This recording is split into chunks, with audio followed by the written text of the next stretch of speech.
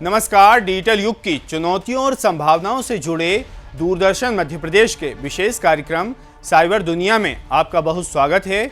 मैं हूं महेश मेवाड़ा।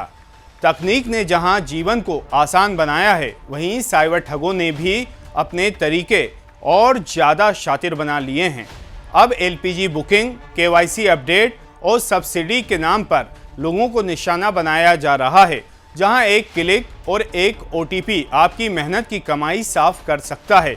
मध्य प्रदेश के नरसिंहपुर और बालाघाट में ऑपरेशन फैज के तहत फर्जी सिम नेटवर्क का बड़ा खुलासा हुआ है, जहां सीमित चेहरों के जरिए सैकड़ों सिम एक्टिव कर साइबर ठगी को अंजाम दिया जा रहा था। वहीं गुजरात के भावनगर में म्यूल अकाउंट के जरिए 21 करोड़ से ज़्यादा के लेन देन वाले रैकेट का भंडाफोड़ हुआ है। सोशल मीडिया पर फेक न्यूज़, निवेश के नाम पर वायरल वीडियो और एलपीजी की कमी जैसी अफवाहें लोगों को भ्रमित कर रही हैं। इसी बीच झाबुआ में इंस्टाग्राम अलर्ट से एक युवक की जान बचाकर पुलिस ने संवेदनशीलता की मिसाल पेश की है। वहीं मध्य प्रदेश पुलिस को डिजिटल पुलिसिंग और साइबर नियंत्रण में उत्कृष्ट प्रदर्शन के लिए राष्ट्रीय स्तर पर सम्मान भी मिला है। तो आइए शुरू करते हैं आपका कार्यक्रम साइबर दुनिया, क्योंकि यहाँ जानकारी है ताकत और सतर्कता है आपकी सबसे बड़ी सुरक्षा। डिजिटल क्रांति के इस दौर में जहां हर सुविधा अब हमारी उंगलियों पर है, वहीं साइबर अपराधी भी पहले से कहीं ज़्यादा चालाक और तकनीकी रूप से सक्षम हो गए हैं। अब ठगों ने आपकी जेब तक पहुंचने के लिए आपके घर की रसोई का रास्ता चुन लिया है। जी हाँ, एलपीजी सब्सिडी और गैस केवाईसी के नाम पर चल रहा यह नया साइबर फ्रॉड आम लोगों के लिए बड़ा खतरा बनता जा रहा है। एक साधारण सा मैसेज, एक क्लिक और आपकी मेहनत की कमाई कुछ ही मिनटों में गायब हो सकती है। इस ठगी की शुरुआत होती है एक सामान्य से दिखने वाले एसएमएस या व्हाट्सएप मैसेज से। मैसेज में लिखा होता है, प्रिय ग्राहक, आपकी गैस सब्सिडी रोक दी गई है। इसे दोबारा शुरू करने के लिए तुरंत इस लिंक पर क्लिक कर केवाईसी अपडेट करें, अन्यथा आपका कनेक्शन बंद कर दिया जाएगा। डर और जल्दबाजी में कई लोग इस मैसेज को सही मान लेते हैं और दिए गए लिंक पर क्लिक कर देते हैं। जैसे ही यूज़र लिंक खोलता है, उसके सामने एक वेबसाइट खुलती है जो बिल्कुल असली गैस कंपनियों इंडेन, एचपी या भारत गैस की तरह दिखती है। यहाँ उपभोक्ता से नाम, मोबाइल नंबर, आधार, बैंक डिटेल्स जैसी संवेदनशील जानकारी मांगी जाती है। जैसे ही आप ये जानकारी भरते हैं, आपके मोबाइल पर एक ओटीपी आता है। तभी एक कॉल आता है, हम गैस एजेंसी से बोल रहे हैं, आपका केवाईसी पूरा करना है, कृपया ओटीपी बताएं। बस ओटीपी शेयर करते ही आपका बैंक अकाउंट खाली। अब ठगों ने एक और खतरनाक तरीका अपनाया है, सर्च इंजन ऑप्टिमाइजेशन। जब आप गूगल पर एलपीजी गैस बुकिंग सर्च करते हैं, तो कई बार सबसे ऊपर जो वेबसाइट दिखाई देती है वह असली नहीं बल्कि एक पेड फर्जी लिंक होता है। इन साइट्स का डिजाइन, लोगो और इंटरफेस इतना असली लगता है कि आम यूज़र के लिए फ़र्क कर पाना मुश्किल हो जाता है। ये न केवल आपका पैसा चुराते हैं, बल्कि आपका डेटा डार्क वेब पर बेचकर आपको लंबे समय तक खतरे में डाल सकते हैं। ठगों का एक और नया हथियार है रिमोट एक्सेस ऐप। वे कॉल करके कहते हैं कि आपकी 6 महीने की गैस सब्सिडी रुकी हुई है, करीब 2-3 हज़ार रुपये मिलेंगे। लालच में आकर लोग उनके कहने पर एक ऐप डाउनलोड कर लेते हैं। जैसे ही ऐप इंस्टॉल होता है, आपके मोबाइल का पूरा कंट्रोल ठग के पास चला जाता है। वह आपके सामने ही आपके बैंकिंग ऐप्स खोलकर पैसे ट्रांसफ़र कर देता है और आपको पता भी नहीं चलता। साइबर विशेषज्ञों का कहना है कि इस तरह के स्कैम से बचने के लिए कुछ सरल लेकिन ज़रूरी सावधानियां अपनानी होगी। हमेशा एलपीजी बुकिंग के लिए आधिकारिक ऐप या वेबसाइट का ही उपयोग करें। उमंग जैसे सरकारी ऐप का इस्तेमाल सुरक्षित विकल्प है। किसी भी लिंक पर क्लिक करने से पहले उसकी यूआरएल जांच लें या कंपनी के आधिकारिक डोमेन को ही सही मानें। और हाँ, किसी भी स्थिति में ओटीपी, पिन या बैंक डिटेल्स किसी के साथ भी साझा ना करें। अगर आपको KYC अपडेट का कोई मैसेज मिलता है तो उस पर तुरंत भरोसा ना करें। फ़ोन या लिंक पर क्लिक करने से पहले सीधे अपने नज़दीकी गैस एजेंसी पर जाएं और वहां से प्रक्रिया पूरी करें। याद रखें, कोई भी सरकारी एजेंसी या कंपनी फ़ोन पर OTP नहीं मांगती। साइबर दुनिया में हर दिन नए नए तरीके सामने आ रहे हैं। ठग अब भावनाओं, डर, लालच और जल्दबाजी का फ़ायदा उठा रहे हैं। इसलिए ज़रूरी है कि हम हर डिजिटल कदम सोच समझकर उठाएं। अगर कोई ऑफ़र बहुत अच्छा लगे तो समझ जाइए कि उसमें खतरा छिपा हो सकता है। याद रखें, आपकी सुरक्षा आपके हाथ में है। एक छोटी सी सावधानी आपको बड़े नुकसान से बचा सकती है। अगर इन सब के बावजूद भी आप साइबर ठगी का शिकार होते हैं तो तुरंत 1930 पर कॉल करें या cybercrime.gov.in पर शिकायत दर्ज करें। सतर्क रहें, सुरक्षित रहें, क्योंकि साइबर दुनिया में जागरूकता ही सबसे बड़ा बचाव है। साइबर दुनिया में फेक न्यूज़ का खतरा लगातार बढ़ता जा रहा है और अब इसका असर आम जिंदगी पर भी साफ नजर आने लगा है। हाल ही में LPG, पेट्रोल और डीजल की कमी को लेकर सोशल मीडिया पर फैलाई जा रही अफवाहों ने लोगों में भ्रम और डर का माहौल बना दिया। लेकिन सरकार ने इन सभी खबरों को पूरी तरह निराधार बताया है। अधिकारियों ने स्पष्ट किया है कि देश में LPG, पेट्रोल और डीजल की आपूर्ति पूरी तरह सामान्य और स्थिर है। उन्होंने कहा कि कुछ असामाजिक तत्व जानबूझकर झूठी जानकारी फैला रहे हैं, जिससे लोगों में पैनिक की स्थिति पैदा हो रही है। दरअसल इससे पहले भी LPG की कमी को लेकर फैली अफवाहों ने पैनिक बुकिंग को जन्म दिया था, जिसके चलते अनावश्यक दबाव बना। हालांकि समय रहते हालात को नियंत्रित कर लिया गया। अब एक बार फिर पेट्रोल और डीजल को लेकर ऐसी ही भ्रामक खबरें सामने आ रही हैं, जिससे पेट्रोल पंपों पर भीड़ बढ़ने की आशंका है।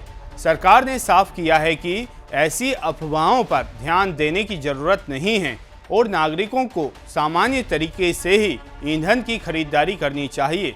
साथ ही राज्य सरकारों को निर्देश दिए गए हैं कि फेक न्यूज़ फैलाने, जमाखोरी और ब्लैक मार्केटिंग करने वालों के खिलाफ सख्त कार्रवाई की जाए। साइबर दुनिया में हर जानकारी सही नहीं होती, इसलिए जरूरी है कि किसी भी खबर पर भरोसा करने से पहले उसकी पुष्टि करें।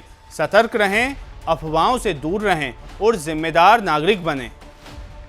We would like to appeal to all citizens not to believe in rumors and also be very cautious about fake news. Earlier, there were fake news being spread and misinformation and rumors being spread about shortage of cylinders. But thanks to the media and the efforts that we have done, panic booking of cylinders had stopped. But now in the last 2 days, there has been more panic and rumors being created about supply of petrol and diesel.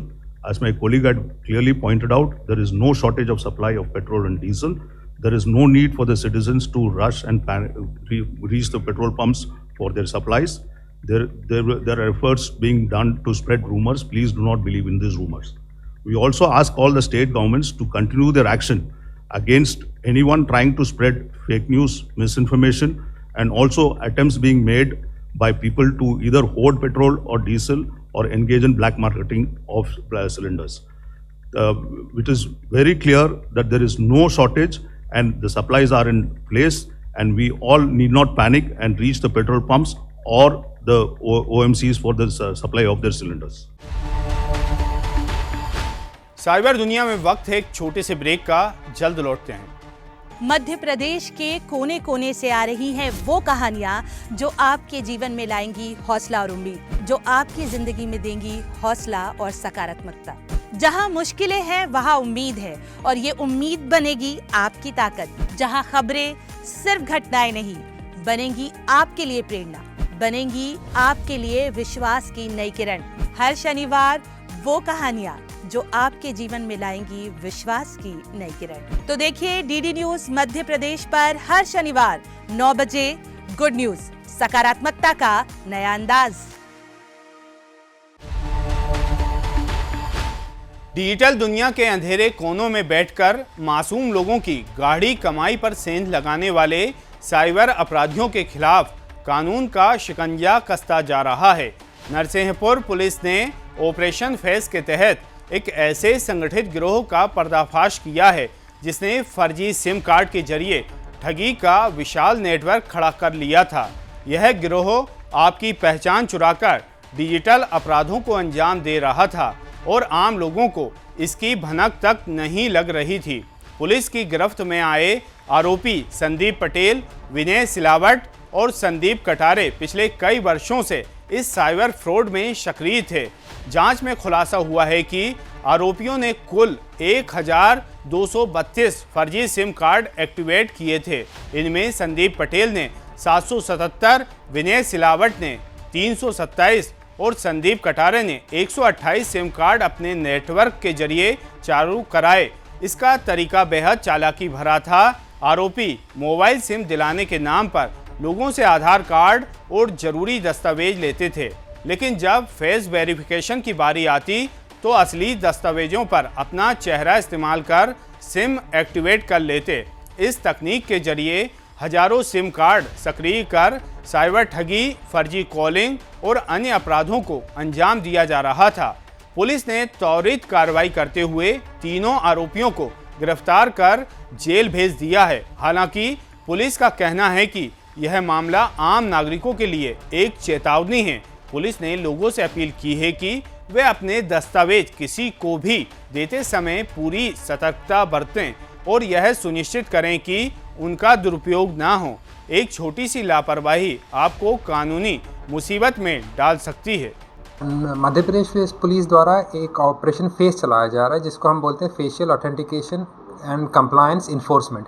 इसके तहत जितने भी जो फर्जी SIM की जो nuisance है उसको कर्ब करने के लिए जो telecom regulatory authority of India है, जो कुछ लोग इसमें काफ़ी देखने में आया है कि जो आपकी बायोमेट्रिक आइडेंटिटीज़ होती हैं, जैसे चाहे फिंगरप्रिंट्स हो, फेशियल आइडेंटिफिकेशन हो, इसका कुछ लोग गलत उपयोग करके इसको बेच भी दे रहे हैं और इसमें अनावश्यक सिम जो जारी करने की एक टेंडेंसी है, तो उसको कर्ब करने के लिए हमने ये कार्रवाई करी। इसमें 3 लोग, एक रंजीत नामक जिससे हमने 777 सिम बरामद करे हैं, विनय 327 इसके नाम से, इसी के नाम से सिम इसकी आइडेंटिटी यूज़ करके इशू हुए थे, फिर एक संदीप कटारे जिसके 128, कुल 1232 ऐसे सिम जो इन्हीं के 3 व्यक्तियों के नाम से इशू हुए थे, इनके ऊपर कार्रवाई करेगी। बेसिकली इसमें ये होता था कि सिम, आधार कार्ड और ये जो आईडीज़ हैं वो अलग अलग यूज़ होती थी, पर जहाँ फेशियल जो आइडेंटिफिकेशन के लिए यूज़ होता था, फेस इनका जो एज ए बायोमेट्रिक आइडेंटिटी थी, इनका फेस यूज़ होता था। तो इन पे कार्रवाई करेगी और इस सतत कार्रवाई जैसे कि नरसिंहपुर पुलिस द्वारा डॉक्टर ऋषिकेश मीना के नेतृत्व में म्यूल अकाउंट के खिलाफ भी एक प्रभावी कार्रवाई करेगी। इसी तारतम्य में ये जो भी फर्जी म्यूल अकाउंट्स, इसके तारतम्य में एक महत्वपूर्ण कार्रवाई और जो साइबर जागरूकता का एक पहल चल रही है, उस साइबर जागरूकता में ये इंश्योर करना, सबको भी जागरूक है। आप किसी भी प्रकार से आप इंश्योर करें कि आपके खिलाफ भी अगर आप किसी दूसरे व्यक्ति की आइडेंटिटी या फेशियल आइडेंटिटी होती थी, आप भी एक कटघरे में खड़े हो सकते हैं। तो इसको कृपया करके अवॉइड करें। जो आपकी ओरिजिनल आइडेंटिटी है, ओरिजिनल डॉक्यूमेंट्स है, उसी का उपयोग करके आप सिम इश्यूज़ करवाइए और किसी भी प्रकार से किसी अन्य आइडेंटिटी से सिम ना लें और ना किसी का इशू करवाने दें। साइबर दुनिया में बढ़ते अपराधों के बीच बालाघाट पुलिस ने एक बड़ी सफलता हासिल की है। ऑपरेशन फेस के तहत पुलिस ने फर्जी सिम कार्ड के एक संगठित गिरोह का पर्दाफाश किया है, जो सीमित चेहरों के जरिए सैकड़ों सिम कार्ड एक्टिव कर साइबर ठगी को अंजाम दे रहा था। बालाघाट के थाना कोतवाली क्षेत्र में की गई इस कार्रवाई में चौंकाने वाला खुलासा हुआ है। जांच में सामने आया है कि सिर्फ 5 व्यक्तियों के चेहरे का उपयोग कर करीब 450 फर्जी सिम कार्ड जारी किए गए थे। इन सिम कार्ड्स के जरिए साइबर फ्रॉड, फर्जी कॉलिंग और अन्य आपराधिक गतिविधियों को अंजाम दिया जा रहा था। पुलिस ने इस मामले में अब तक 3 अलग अलग प्रकरण दर्ज किए हैं और जांच का दायरा लगातार बढ़ाया जा रहा है। इस गिरोह के तार सिर्फ बालाघाट तक सीमित नहीं हैं, बल्कि मंडला, डिंडोरी, भोपाल और उत्तर प्रदेश तक जुड़े हुए पाए गए हैं। मामले की गंभीरता को देखते हुए एक विशेष जांच टीम का गठन किया गया है, जो इस पूरे नेटवर्क को जड़ से खत्म करने में जुटी हुई है। इस गिरोह का तरीका बेहद खतरनाक और तकनीकी था, जिसमें सीमित चेहरों के जरिए बड़ी संख्या में सिम एक्टिवेट कराए जाते थे, जिससे पहचान छिपाकर अपराध करना आसान हो जाता था। पुलिस ने आम नागरिकों से अपील की है कि वे अपने दस्तावेज किसी को भी ना सौंपें और सिम कार्ड लेते समय स्वयं उपस्थित रहकर पूरी प्रक्रिया सुनिश्चित करें। आपकी सतर्कता ही साइबर अपराधियों के खिलाफ सबसे बड़ा हथियार है। कि department of telecommunication government of India जो है उन्होंने एक प्रोजेक्ट लॉन्च किया था, जिस प्रोजेक्ट का नाम था Operation FACE, that is facial authentication and compliance enforcement. The aim of the project was कि ये पता लगाया जा सके कि ऐसा तो नहीं है कि जो टेलीकॉम सर्विस प्रोवाइडर्स हैं इनके जो POS एजेंट्स हैं ये सिमिलर फेशियल फीचर्स या सिमिलर फेशियल बायोमेट्रिक फीचर्स के साथ मल्टीपल सिम्स इशू कर रहे हैं और ये सिम्स फिर अदर इलीगल एक्टिविटीज़ या क्रिमिनल एक्टिविटीज़ या फ्रॉड एक्टिविटीज़ में यूज़ हो रही हैं। इसके तहत चलते उन्होंने पूरा जो 2019 से लेकर 2022 तक के सिम इश्यूज़ हुए थे उसका आर्टिफिशियल इंटेलिजेंस टूल्स की मदद से फेशियल बायोमेट्रिक फीचर्स को रीड किया। रीड करने के बाद उसमें अगर कॉमन फेशियल आइडेंटिकल फीचर्स आ रहे थे तो उनको आइडेंटिफाई करके स्टेट्स साइबर सेल के साथ शेयर किया था एंड स्टेट साइबर ने फिर जिलों के साथ ये जानकारी शेयर की थी। बालाघाट जिले के लिए 5 फेशियल डायरेक्टरीज आई थी जिसमें करीबन 5 फेसेस पे 450 सिम्स के लगभग सिम कार्ड्स इशू हुए थे। ये सिम कार्ड्स की एक्टिवेशन डेट 2019 से लेकर 2022 के मध्य में डिफरेंट टर्म्स में रही है। जब हम लोगों ने इन चीज़ों को ध्यान से पढ़ा तो हमें पता चला कि 5 फेशियल फीचर्स में जो 450 सिम्स हैं इसमें 2-3 तरह की डिफेक्ट्स या फॉर्जरी या क्रिमिनल एक्टिविटीज़ हैं। पहली चीज़ तो जिस व्यक्ति के नाम से या जिस आइडेंटिटी कार्ड से सिम इशू हो रही है और जो फेशियल फीचर्स हैं जो लाइव फोटोग्राफ के समय सिम इशुएंस के समय दिए जाते हैं उसमें भिन्नता है, वो डिफरेंट है। सेकेंड चीज़ जो पता चला कि जो आइडेंटिटी कार्ड्स यूज़ करते हैं जिसमें वोटर ID कार्ड्स हैं, आधार कार्ड हैं या ड्राइविंग लाइसेंस हैं, डिफरेंट चीज़ें हैं, उनको फोर्ज करके किसी में वाइटनर लगा के किसी को डिजिटली चेंज करके डिफरेंट करके फॉर्म्स में यूज़ किया गया जिससे कि फॉर्जरी हो। थर्ड चीज़ ये समझ में आया कि जिन लोगों ने गांव में जो POS एजेंट्स होते हैं या कॉमन सर्विस सेंटर्स रहते हैं उन लोगों ने कभी अगर कोई अपना आइडेंटिफिकेशन कार्ड बनवाया था डिफरेंट तो उनके आइडेंटिफिकेशन कार्ड को जो असली मूल धारक है उसको देने से पहले ही उसको सिम इशू करने के लिए यूज़ कर लेने की 3 तरह की चीज़ें सामने आई थी। वर्तमान में इसमें जब प्रकरण दर्ज किए गए उससे पहले ये भी पता लगाया गया कि जो असली में ये 450 जिनके नामों पर सिम इशू हुई हैं इन लोगों की इसमें कोई संलिप्तता तो नहीं है, इन लोगों के संज्ञान में भी है कि नहीं कि भाई इनके नाम पे इस प्रकार की सिम्स इशू हुई हैं डिफरेंट कंपनीज की। तो जब उन लोगों के बयान हुए तो उसमें पता चला कि उनमें से अधिकतर लोगों को इस बार की जानकारी नहीं थी कि पहले कोई जो नंबर उसमें आए थे कि इन नंबर की सिम्स उनके पास है, ना ही उन्होंने उसका उपयोग करना बताया और ना ही ये बताया कि भाई हमने ये सिम कभी इशू कराई थी। तो जिससे ये बात तो क्लियर थी कि जिस भी व्यक्ति या जिस भी POS शॉप के द्वारा ये सिम इशू की गई है उनके नॉलेज में था कि जो व्यक्ति जिसके लिए सिम इशू की जा रही है वो व्यक्ति और जो डिटेल्स भरे जा रहे हैं वो डिफरेंट है। इसके तहत बालाघाट जिले में प्रकरण पंजीबद्ध किए गए थे। उक्त प्रकरणों में वर्तमान में 3 लोगों को गिरफ्तार किया गया है जिसमें से 2 भैयर के निवासी हैं, 1 परसवाड़ा के निवासी हैं। प्रारंभिक पूछताछ में एक चीज़ और आई है कि कुछ जो POS एजेंट्स की IDs हैं जो इसमें यूज़ की गई थी उसमें कुछ भोपाल के POS एजेंट्स हैं जिनके IDs को इसमें क्रिएशन के लिए यूज़ किया गया था। उन लोगों के लिए भी भोपाल में एक हमारी टीम रवाना है जो उन लोगों से भी पूछताछ करेगी। इसी के साथ जो वर्तमान में आरोपी पकड़े गए हैं इनसे पूछताछ में भोपाल के और उत्तर प्रदेश के कुछ एजेंट्स के नाम आए हैं जिनका कहना है कि वो लोग हमसे सिम इशू करा के पैसे दे के ये सिम खरीदते थे। इसमें एक चीज़ जो अभी अंडर इन्वेस्टिगेशन है जिसको हम करने का प्रयास कर रहे हैं कि इन सिम्स का यूज़ कहाँ हुआ, किसी फ्रॉड में यूज़ हुआ, किसी क्रिमिनल एक्टिविटी में यूज़ हुआ, किन चीज़ों में इसका यूज़ हुआ है। तो इवेंचुअली मुझे लगता है over a period of time जब इन्वेस्टिगेशन होगा तो ये वाले तथ्य भी सामने आएंगे। साइबर दुनिया में बढ़ते अपराधों के बीच गुजरात के भावनगर से एक बड़ा खुलासा सामने आया है, जहां पुलिस ने करोड़ों रुपए के साइबर फ्रॉड रैकेट का पर्दाफाश किया है। इस संगठित गिरोह ने फर्जी बैंक खातों के जरिए देश भर में ठगी का जाल फैला रखा था, जिसमें अब तक 21 करोड़ रुपए से ज़्यादा के लेन देन का पता चला है। भावनगर के बोरतला थाना क्षेत्र में दर्ज इस मामले की जांच में पुलिस को चौंकाने वाले तथ्य मिले हैं। जांच के दौरान सामने आया कि मुख्य आरोपी म्यूल अकाउंट्स फार्मिंग का बड़ा नेटवर्क चला रहा था। वह अलग अलग लोगों को जोड़कर उन्हें जिम्मेदारियां देता था। कोई फर्जी खाते जुटाता तो कोई उन्हें ऑपरेट करता। इस पूरे रैकेट का संचालन 4 स्तरों में किया जा रहा था, जिसमें 2 प्रमुख तरीके अपनाए जाते थे। पहला, लोगों के बैंक खाते और दस्तावेज जुटाना, और दूसरा, उनके आधार और मोबाइल नंबर के जरिए नए खाते खोलकर उन्हें साइबर ठगी में इस्तेमाल करना। अब तक पुलिस 134 बैंक खातों की पहचान कर चुकी है, जिनमें 21 करोड़ रुपए से ज़्यादा के ट्रांजैक्शन हुए हैं। पुलिस ने इस मामले में 9 आरोपियों को गिरफ्तार किया है, जबकि जांच का दायरा लगातार बढ़ता जा रहा है। राष्ट्रीय साइबर अपराध रिपोर्टिंग पोर्टल पर भी इस नेटवर्क से जुड़ी 272 शिकायतें दर्ज हैं, जिनमें लगभग 8 करोड़ रुपए की ठगी की आशंका जताई जा रही है। पुलिस का कहना है कि यह आंकड़ा और बढ़ सकता है। ऐसे में आम नागरिकों को सलाह दी गई है कि वे अपने बैंक खाते और दस्तावेज किसी के साथ साझा ना करें, क्योंकि आपकी एक लापरवाही साइबर अपराधियों के लिए हथियार बन सकती है। अभी जो हमको जानने को मिला है, तो हमको ये देखने को मिला है कि पिछले कई सालों से जो मुख्य आरोपी है दशरथ, उसने भावनगर में ऑर्गेनाइज्ड स्केल पर म्यूल अकाउंट्स की फार्मिंग की। म्यूल अकाउंट्स की फार्मिंग मतलब उसने कुछ लोग इकट्ठे किए और उसने उन लोगों को अपने नीचे बिठाया और उनको कुछ स्पेसिफिक टास्क दिए। जैसे कि कुछ को बोला कि तुम जाके मेरे लिए अलग अलग लोगों के म्यूल अकाउंट्स लेके आओ, और उन म्यूल अकाउंट्स में उनको हैंडल करने के लिए एक मैनेजर भी रखा। तो इसमें अब तक की जानकारी जो हम जुटा पाए, उसमें 4 लेवल हमको देखने को मिली है और 2 एमओ देखने को मिले हैं।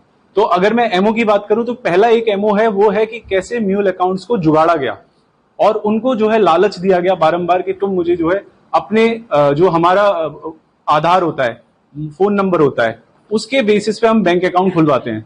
वो बैंक अकाउंट खुलवाते थे, फिर वो एक बंदा उनको प्रोक्यूर करता था और फिर वो उसके ऊपर वाले बंदे को देता था, जो कि एक XLH से, तो वो ऊपर दशरथ को देता था। इस तरीके से 4 लेवल पर जो है यहाँ पर ऑर्गेनाइज्ड स्केल पर, एक तरीके से मैं कह सकता हूं भावनगर में ऑलमोस्ट म्यूल अकाउंट की फैक्ट्री जैसी इन्होंने खोली है। और अभी तक हम जितनी जानकारी जुटा पाए, उसमें 134 टोटल अकाउंट्स की हमने जानकारी निकाली है, जिसमें 21 करोड़ जितना फ्रॉड अपने को देखने को मिला है।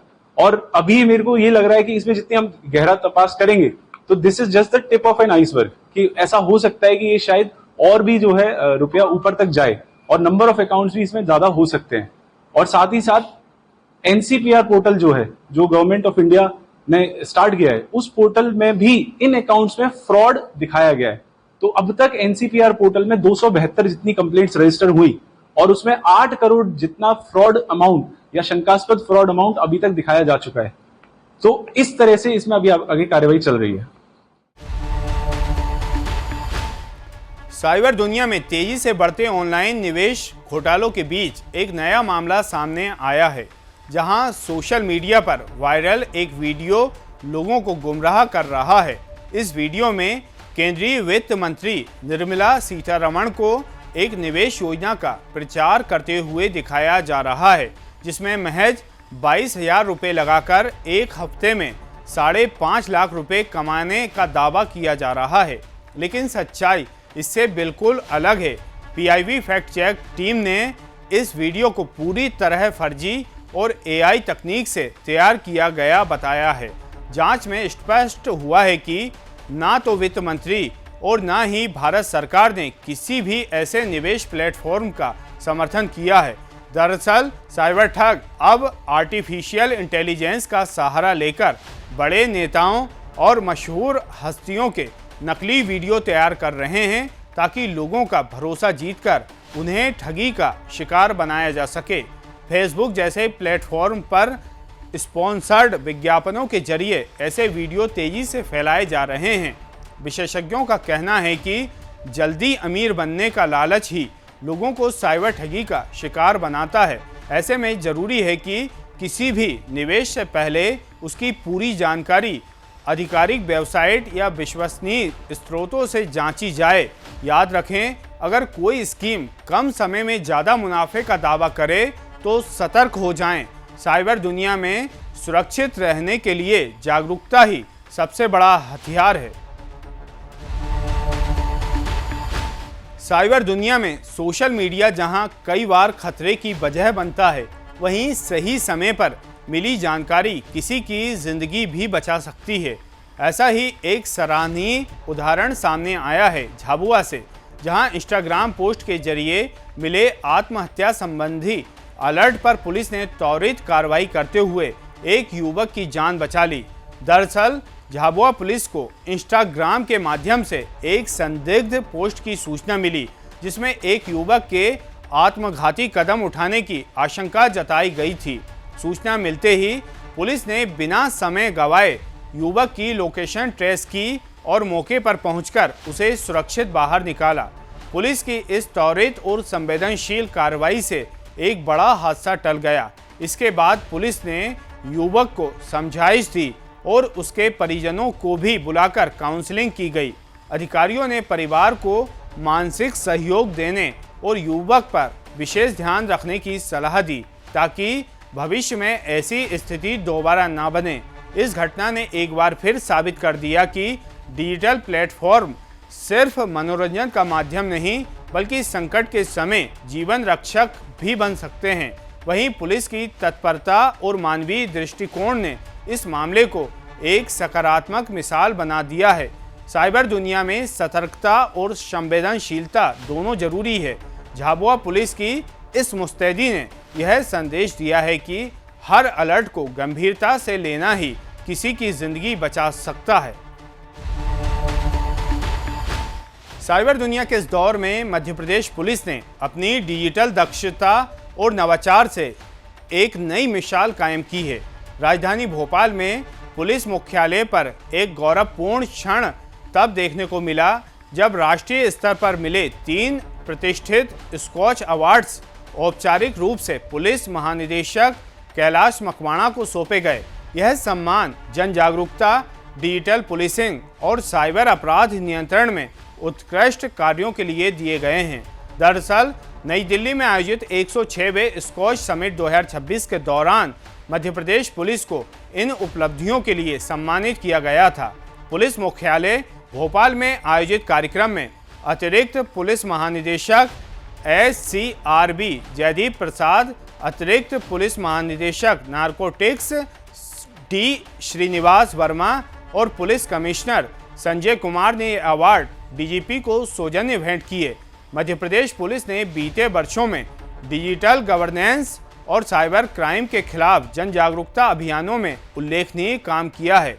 तकनीक आधारित पुलिसिंग, डेटा एनालिटिक्स और आधुनिक टूल्स के इस्तेमाल से अपराध नियंत्रण को और अधिक प्रभावी बनाया गया है। यही वजह है कि राष्ट्रीय स्तर पर भी राज्य की पुलिस को सराहा जा रहा है। इस मौके पर DGP ने पुलिस बल की सराहना करते हुए कहा कि यह सम्मान पूरी टीम की मेहनत और जनता के प्रति समर्पण का परिणाम है। उन्होंने स्पष्ट किया कि भविष्य में भी साइबर सुरक्षा और डिजिटल पुलिसिंग को और मजबूत किया जाएगा, ताकि आम नागरिक सुरक्षित महसूस कर सकें।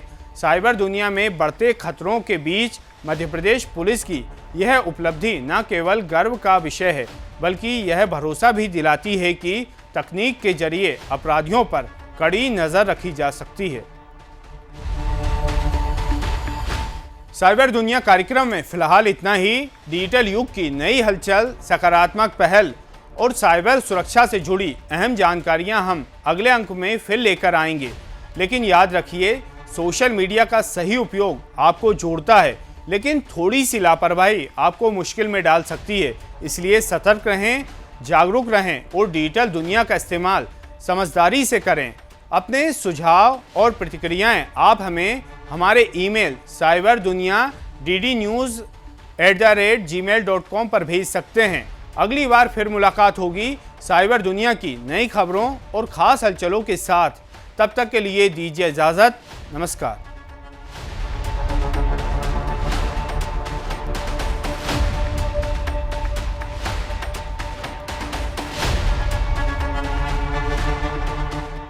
मध्य प्रदेश के कोने कोने से आ रही हैं वो कहानियाँ जो आपके जीवन में लाएंगी हौसला और उम्मीद, जो आपकी जिंदगी में देंगी हौसला और सकारात्मकता।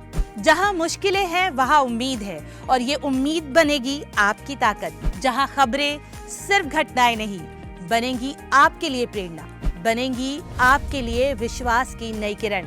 हर शनिवार वो कहानियां जो आपके जीवन में लाएंगी विश्वास की नई किरण। तो देखिए डीडी न्यूज मध्य प्रदेश पर हर शनिवार 9 बजे गुड न्यूज, सकारात्मकता का नया अंदाज।